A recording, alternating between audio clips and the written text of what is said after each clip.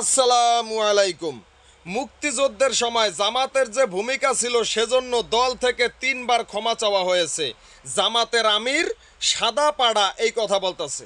তো বাংলাদেশের জনগণের উদ্দেশ্যে বলতে চাই, এই যে ধর্ম ব্যবসায়ী জামাত শিবির, রাজাকার আলবদর আল শামস, আবুল আলা মৌদুদির উম্মাত, এরা কিন্তু আমার নবীর উম্মাত না। জামাত শিবির আমার নবী মোহাম্মদ সাল্লাল্লাহু আলাইহি সাল্লামের উম্মাত না, এরা হইল আবুল আলা মৌদুদির উম্মাত।